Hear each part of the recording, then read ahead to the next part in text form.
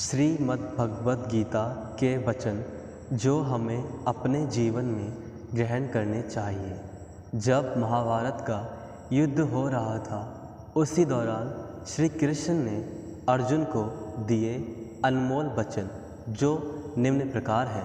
श्री कृष्ण ने अर्जुन से कहा, हे अर्जुन, तुम्हें उस असमय में यह मोह माया कहाँ से प्राप्त हुआ, क्योंकि ना तो यह किसी महान पुरुषों द्वारा आचरित है और ना ही स्वर्ग को दिए जाने वाला।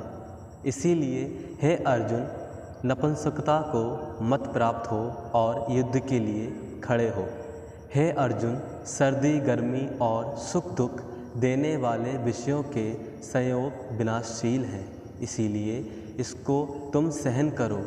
जो व्यक्ति इस आत्मा को मारने वाला समझता है और जो मनुष्य इसको मरा हुआ समझता है, वे दोनों ही नहीं जानते कि आत्मा ना तो किसी को मारती है और ना ही किसी के द्वारा मारी जाती है।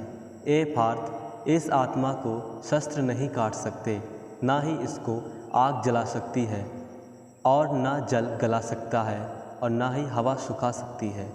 श्री कृष्ण कहते हैं, हे अर्जुन, ये आत्मा सबके शरीर में अवध्य है, इसीलिए तू सभी प्राणियों, जीव जंतु अथवा मनुष्य के लिए शोक करने योग्य नहीं है। हे पार्थ, जय पराजय सुख दुख को एक समान मानकर उसके पश्चात युद्ध के लिए तैयार हो। इस प्रकार तू युद्ध करने से पाप का भागी नहीं होगा। दुखों की प्राप्ति होने पर जिसके मन में उद्वेग नहीं होता तथा जिसके राग भय अथवा क्रोध नष्ट हो गए हों, ऐसा मनुष्य एकत्र बुद्धि वाला कहा जाता है। इसीलिए मनुष्य को चाहिए कि वह संपूर्ण इंद्रियों को वश में करके स्थिर हो जाए, क्योंकि जिस मनुष्य की इंद्रियां वश में होती हैं उसी मनुष्य की बुद्धि स्थिर होती है। हे पार्थ, किसी मनुष्य की नकल को पूर्णता के साथ जीने से बेहतर है कि मनुष्य अपने भाग्य को अपूर्ण रूप से जिए।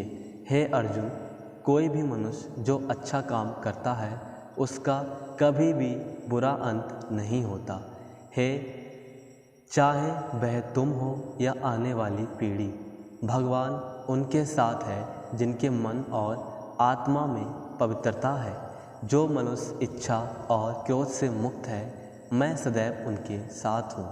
अर्जुन, नरक के 3 प्रमुख कारण हैं, वह है रोमांस, क्रोध और लोभ। हे अर्जुन, तू सिर्फ अपना कर्म कर, फल की इच्छा मत कर। मनुष्य का जीवन मरण संभव है, अतः मृत्यु एक पुराने वस्त्र को उतारने से ज़्यादा दर्दनाक नहीं है।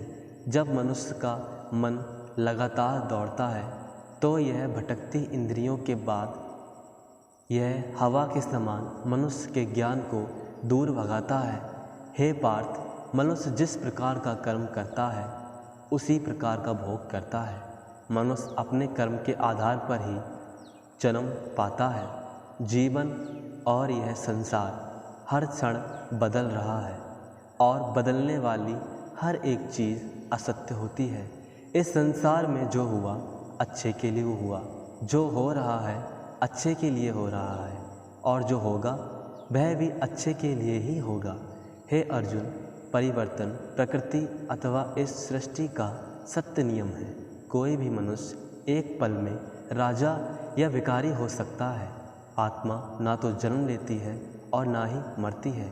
जीने का एकमात्र तरीका वर्तमान ही है। ऐसा कोई समय नहीं था जब मैं नहीं था, न आप ना ही और कोई प्राणी। हे पार्थ, वह आदमी जो मुझे हर चीज़ में देखता है, वह जो एकता में निहित है, वह जहाँ कहीं भी जाता है वहाँ मुझे ही पाता है। युद्ध के दौरान श्री कृष्ण भगवान अर्जुन से कहते हैं, हे अर्जुन, तू मरने और मारने से भयभीत मत हो। आत्मा पुराने शरीर को त्याग कर नए शरीर को अपनाती है। इस प्रकार आत्मा अमर है